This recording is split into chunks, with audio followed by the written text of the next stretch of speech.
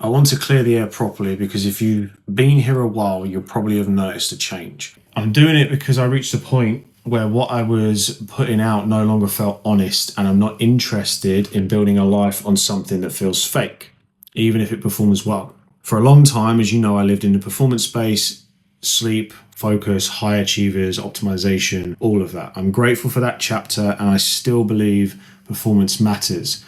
But the online space is a way of turning everything into a competition, and it subtly trains you to chase attention, validation, leads, the next angle that will win. And if you're not careful, you start organizing your whole identity around being seen, and it becomes less about doing meaningful work and more about trying to stay relevant.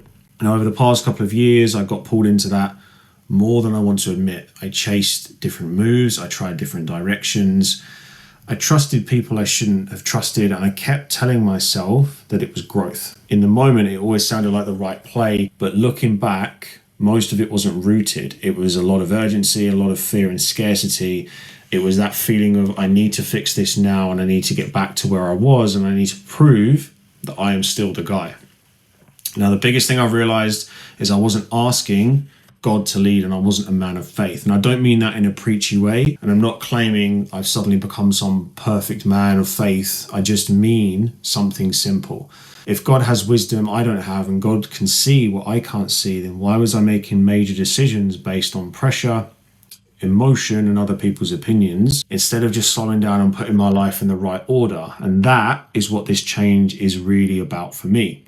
So it connects to something I think a lot of men are stuck in, and I've been stuck in it too, and I call it the proving loop. And it's when a man tries to earn peace through performance. He thinks that peace comes after the next win, more money, more clients, more status, the next milestone. The problem is not the ambition. Wanting a better life is good, and wanting to build something, wanting to grow, wanting to provide is awesome, right? The issue is when you chase and that thing becomes the thing that consumes you. And when God is no longer at the center of your life, just an idea you nod at when things get hard.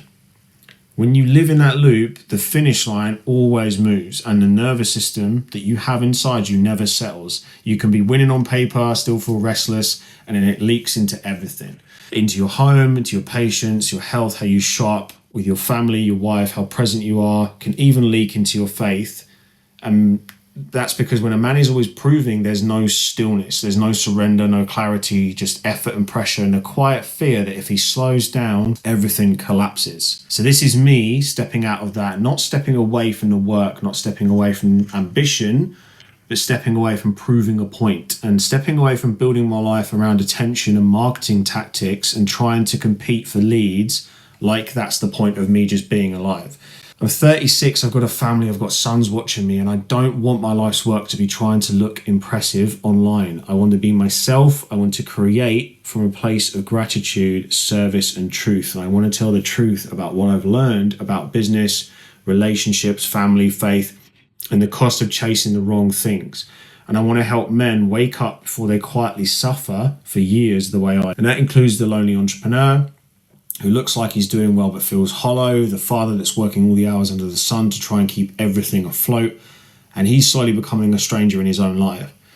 They're different situations, but it's the same proving loop. So moving forward, that's what this is. Right? It's less performance content, more real life, more honest conversations, God first, family close, meaningful work, and real brotherhood.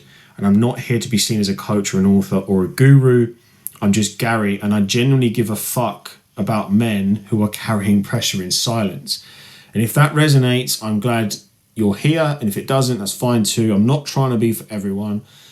I just want to build something that feels true. And I'm starting with that clean slate.